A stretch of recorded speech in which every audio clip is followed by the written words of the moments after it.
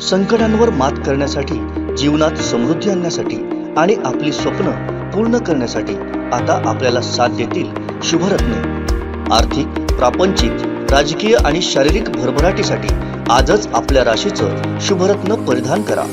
5 पिढ्यांपासून विश्वासाची परंपरा। शुभरत्न केंद्र AH मोतीवाला, नेहरू चौक, Maharashtra बँकेसमोर, Nipani. Mobile 09448 14 24 21। नाधवडे Ashadhi Ekadashi निमित्त आयोजित कार्यक्रमाला शिवसेना नेते अतुल रावराणे यांनी उपस्थिती लावली होती। विठ्ठल रखुमाईचं दर्शन घेऊन त्यांनी देवाला साकडं घातलं। दर्शन घेऊन आल्यावर काय म्हणालेत रावराणे पाहूया। शिवसेनेचे कोकणचे नेते अतुलजी रावराणे आहेत, ते आज नाधवडेच्या या एकादशी महोत्सवाला सहभागी झालेले आहेत। इथे येऊन विठ्ठल रखुमाईचं दर्शन घेतलेलं आहे। आपण त्यांच्याशी बातचीत करणार आहोत। दादा, आज एकादशीचा उत्सव होतोय, प्रति पंढरपूर नाधवडेत होते। गेल्या वर्षीपासून हा मोठ्या प्रमाणात हा उत्सव साजरा केला होता। आपण आज दर्शनाला आला, विठ्ठल रखुमाईचं दर्शन घेतलं। विठ्ठल रखुमाईकडे काय साकडं घातलं, काय मागणं केलं? विठुरायाकडे दर्शन घेतलं, अतिशय चांगल्या प्रकारे दर्शन मिळालं आणि हा योग हा नाधवडे गावाच्या या ग्रामस्थांमुळे मला लाभला। तर प्रथम मी या सर्व नाधवडे गावच्या सर्व ग्रामस्थांचं मी आभार व्यक्त करतो।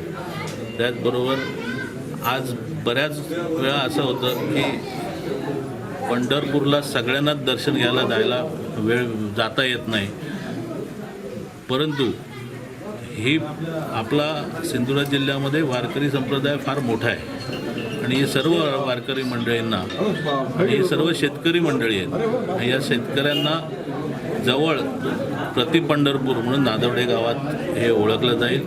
अतिशय चांगल्या प्रकारे हा उत्सव इथे साजरा झालेला आहे होतोय। आज संपूर्ण जिल्ह्यातून या भागामध्ये दिंड्या आल्या होत्या।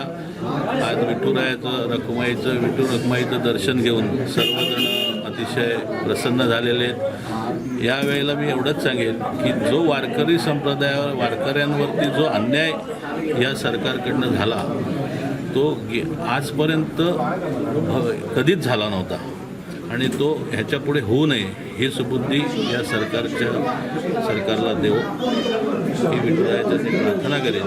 तसेच जे आमचे शेतकरी बांधव आहेत, कष्टकरी बांधव आहेत, त्यांच्या कष्टाला न्याय मिळावा, त्यांना चांगल्या प्रकारे यश मिळावं, त्यांच्या शेतीमालाला चांगला भाव मिळावा आणि त्यांचं चांगलं पीक यावं, यासाठी आम्ही विठुरायाचरणी प्रार्थना केली।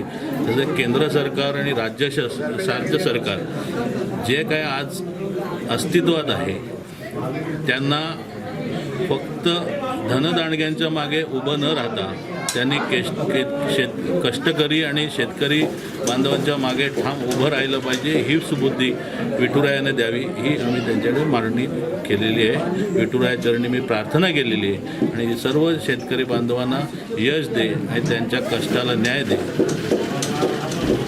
हे होते अतुल रावराणे यांनी सांगितले की या सरकारला सुबुद्धी देऊ दे, कष्टकऱ्यांच्या आणि इथल्या गोरगरीब जनतेचा चांगले दिवस येण्यासाठी विठुरायाकडे मागणं मागितलेलं असल्याचं त्यांनी सांगितलेलं आहे। कॅमेरामॅन साहिल मी सिद्धर साळुंखे, सिंधुदुर्ग लाईव्ह। दिवसभरातले सर्व अपडेट्स, ताज्या घडामोडी आणि थेट लाईव्ह पाहण्यासाठी सबस्क्राईब करा, लाईक करा कोकणचं नंबर 1 महा चॅनल कोकण 7 लाईव्हचं YouTube चॅनल।